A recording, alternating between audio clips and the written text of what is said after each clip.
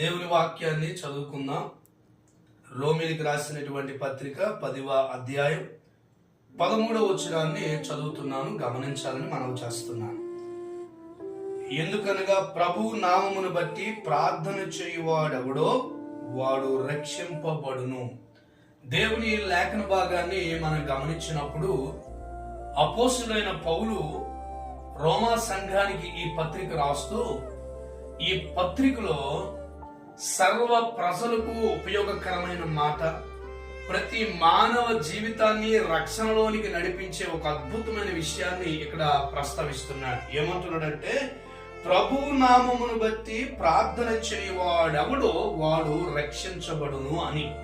చాలాసార్లు మన జీవితాల్లో రక్షణ లేక, ఒకవేళ రోగము నుండి కావచ్చు, అపవిత్రత నుండి కావచ్చు, వ్యసనాల నుండి కావచ్చు, లోకములో ఉన్న సమస్యల నుండి కావచ్చు, శ్రమల నుండి కావచ్చు, అనేకమైన పరిస్థితుల నుండి రక్షణ లేక ఈరోజు ఎన్నో కుటుంబాలు అల్లాడిపోతున్నాయి.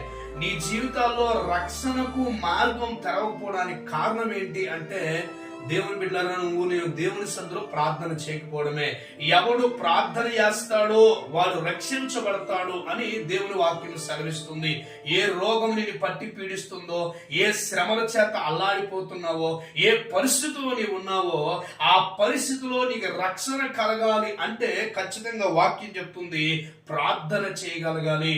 ఏ బిడ్డలైతే దేవుని సన్నిధిలో మోకరిల్లి ప్రార్థన చేయగలుగుతారో, ఏ ఒక్కరైతే దేవుని మీద ఆధారపడి అయ్యా నా జీవితాన్ని జ్ఞాపకం చేసుకొని మొరపెట్టగలిగితే, నీ ప్రార్థన నీ జీవితంలో, నీ ప్రార్థన నీ సంఘంలో, నీ ప్రార్థన నీ కుటుంబంలో ఒక గొప్ప రక్షణ కార్యాన్ని చేయగలదు. ఎందుకంటే ప్రార్థన కంటే శక్తి కలిగింది ఈ భూ ప్రపంచంలో ఏది లేదు బిడ్డలారా. ఆ 10వ అధ్యాయంలోనే కాస్త ముందుకొచ్చి మనం 12వ వచనాన్ని చదివితే అక్కడ అంటున్నాడు, చూడండి, యూదుడని గ్రీకు దేశస్తుడని భేదము లేదు, ఒక్క ప్రభు అందరికీ ప్రభు అయి ఉండి తనకు ప్రార్థన చేయ వారందరి ఎడల కృప చూపుటకు ఐశ్వర్యవంతుడై ఉన్నాడు. తనకు ప్రార్థన చేసే వారందరికీ కృప చూపే దేవుడు ఆయన. తనకు ప్రార్థన చేసే ప్రతి ఒక్కరికి ఏ భేదం లేదు.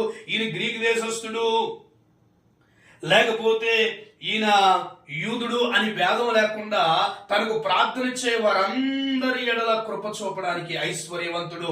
సకల ఐశ్వర్యాలకి నిధి నిలయం ఆయనే.